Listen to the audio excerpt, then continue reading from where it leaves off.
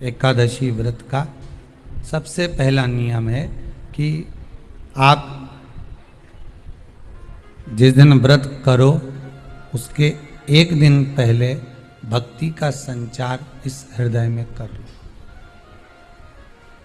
भक्ति का संचार इस हृदय में कर लीजिए। जिस दिन आप व्रत करो, जैसे एकादशी का व्रत कर रहे हो तो दशमी के दिन शाम का समय जब आवे, रात्रि जब होने लगे, शाम का समय आवे और रात्रि का आप जब भोजन ग्रहण करो तो उस भोजन में कोई ऐसा पदार्थ ग्रहण मत करिए जिस पदार्थ के कारण आपकी एकादशी बिगड़ जाए।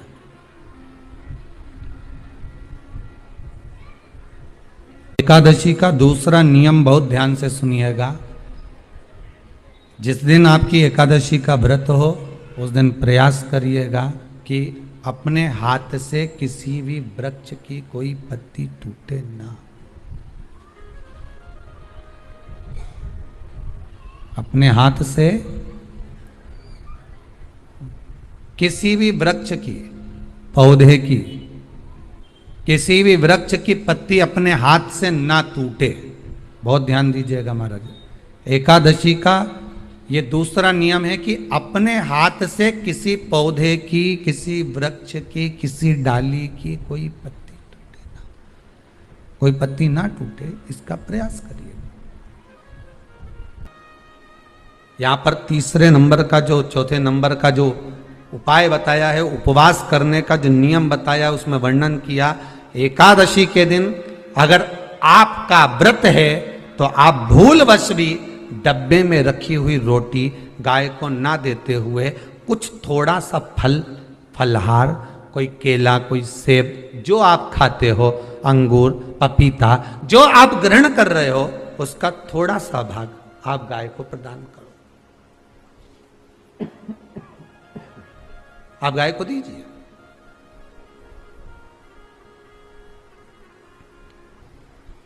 रोटी ही दी है, डब्बे में से निकाल के ले गई, गाय आई है, रोटी देना, देव मना नहीं। बाकी के दिन आप आपके बेटे से कह दो रोटी दिया बेटा जा, पर आप अपने हाथों से, आपका व्रत है तो आप फलहार आप कर रहे हो तो फलहार का ही दान गौ माता को दीजिए। पांचवा वर्णन किया चतुर्थ भाव में, बन सके जितना एकादशी के दिन भगवान का ओम नमो भगवते वासुदेवाय का जाप करें या अपने गुरु मंत्र का स्मरण करें, या जो मंत्र आपके हृदय में समाहित हो, श्री शिवाय नमस्तुभ्यम, ओम नमः शिवाय, राम कृष्ण शिव, जो मन पड़े उसका भजन करें, पर दिल से करना। जितनी देर करते बने उतना देर करो। माला पकड़ने की भी जरूरत नहीं कि माला पकड़ के बैठता हूं तो घट की जिब्या से जप लो, नहीं जी वही उतना में ही पूरा हो जाए, वही बहुत। महाराज पांचवा नियम कहा, जिस दिन आपका व्रत रहे किसी निंदक से बात ना करें। निंदक जानते हो? भाई दूज के दिन, दिवाली की जो भाई दूज होती है ना, होली दिवाली की जो दूज होती है, उनमें ऐसा गोबर का भाई दूज बनाते हैं और पास में एक चुगलखोर भी बना है और चुगलखोर के ऊपर ऐसा भाटा धर दे, एक पत्थर। अब तुम्हारे उधर रखे कि नहीं रखे हमें नहीं मालूम रहे हो, जितने आस्था पे सुन रहे हो, पर हमारे इधर तो ऐसा रहता है, गोबर का भाई बहन बनाए और उसकी पूजन करे, उसके पास में एक गोबर का चुगल चोर भी बनाए, उसके ऊपर भाटा धर। कथा वर्णन कर रही है, निंदक से बात ना करें। मान लो किसी ने आकर आपको निंदा कर भी दी तो तुरंत सूर्य नारायण भगवान का दर्शन करें और 3 बार उनका दर्शन कर कर नेत्र बंद करें, तब जाकर वो निंदा जो अंदर गई है, अंदर पवित्रता प्रदान करेगी, तब जाकर एकादशी का व्रत लगेगा। पहले तो प्रयास करो, अगर जो निंदा करने आता है ना तो उसको उस दिन एकादशी वाले दिन दरवाजे पे लिख दो कि चुगल चोर। फिर कहा जीव की हत्या ना करे। अगला नियम है, अपने द्वारा जीव की हत्या ना हो, प्रयास करना, किसी को कष्ट ना हो। 18 नियम में से एक नियम और प्रयास करिएगा एकादशी जब भी करें तो द्वादशी से जुड़ी हुई करें, दशमी से जुड़ी हुई एकादशी कम करें। जो वैष्णवों की एकादशी कौन सी होती है? जो एकादशी द्वादशी से जुड़ी हो, दशमी से नहीं। दशमी से जुड़ी हुई एकादशी व्रत कहलाती है। Resell sarees and earn profits up to 15,000 rupees every week. Get 30% off on और द्वादशी से जुड़ी हुई एकादशी पुण्य फल प्रदान कर कर वैष्णवों को भगवान के चरण में छोड़ आती है। इसलिए एकादशी द्वादशी से जुड़ी हुई होना चाहिए। वैष्णव एकादशी। फिर अगला वर्णन किया गया। महाराज शास्त्र कहता है, अगला वर्णन जो किया गया उसमें बताया,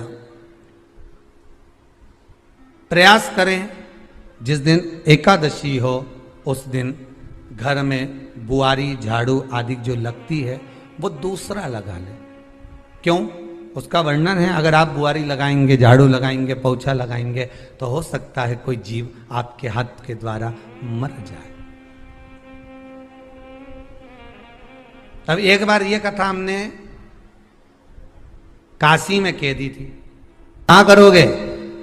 सारे व्रतों में केवल एक व्रत ऐसा होता है एकादशी का जिसका उद्यापन पहली एकादशी पर भी कर सकते हो। सारे उद्यापन में केवल एक उद्यापन ऐसा होता है, सारे व्रतों में एक व्रत का उद्यापन ऐसा होता है, वो है एकादशी का। ये जरूरी नहीं कि 26 पूरी होगी तभी तुम करोगे, या तो पहली में ही कर लो या फिर 26 पूरी हो तब कर। पर उद्यापन, अगर तुमको ऐसा लगे कि हाँ मैं अभी तो जीऊंगी हो, अभी तुम्हारा बाल भी धोला नहीं हुआ, तुमको ऐसा लगे तो अभी तो मैं तो बढ़िया, तो पहली पर करने से क्या फल मिलेगा?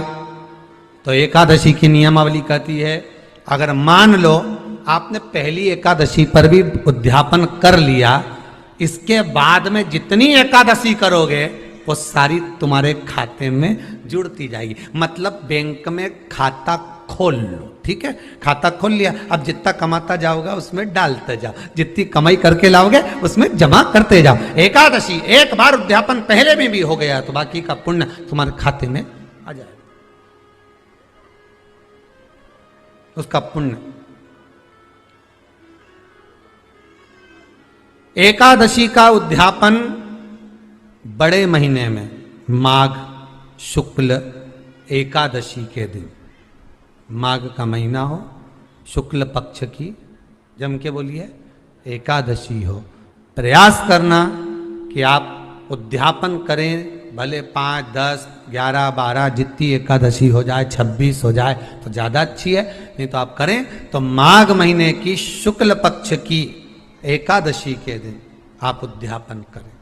प्रयासरत करें, प्रयास करें।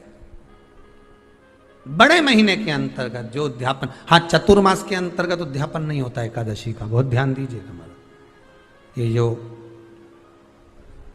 सावन भादो कुंवर कार्तिक जो 4 महीना होते हैं भगवान के शयन करने के, इसके अंतर्गत एकादशी का उद्यापन नहीं होता, और इसके अंतर्गत उद्यापन करना भी नहीं चाहिए एकादशी।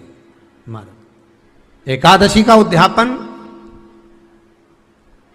माघ महीने की शुक्ल पक्ष की एकादशी के दिन आप बहुत प्रेम से आनंद के साथ करिए महाराज। परंतु एकादशी के उद्यापन में सबसे ज्यादा अगर कुछ जरूरी होता है तो 24 तरह का नैवेद्य जरूरी होता है। कितने तरह का? 24 तरह का नैवेद्य। अब आप कहोगे गुरुजी उद्यापन हम कर रहे हैं एकादशी का, तो उसमें तो फलहार का हमें नैवेद्य बनाना चाहिए। तो फिर ये पुराण के अंतर्गत स्कंद पुराण में ये चीज लिखी है कि एकादशी का जब उद्यापन करते हैं तो 24 तरह का नैवेद्य बनाकर सिद्ध करते हैं। 24 तरह का नैवेद्य जान रख लेना, का हलवा बना लो, खीर बना लो, पूड़ी बना लो, सब्जी बना लो, पकोड़ा बना लो, भजिया बना लो, ऐसे 24 तरह का नैवेद्य अलग अलग चाहिए। पर लोग क्या करते हैं, खोपरा पाक बनवा लेते हैं 1-2 किलो और 24 जगह रख देते हैं। स्वीकृत नहीं है। 24 तरह का नैवेद्य रखा जाता। महाराज एकादशी के दिन भगवान का पूजन का पूरी तैयारी कर मंडल आदि बनवाकर विद्वान ब्राह्मण को बुलाकर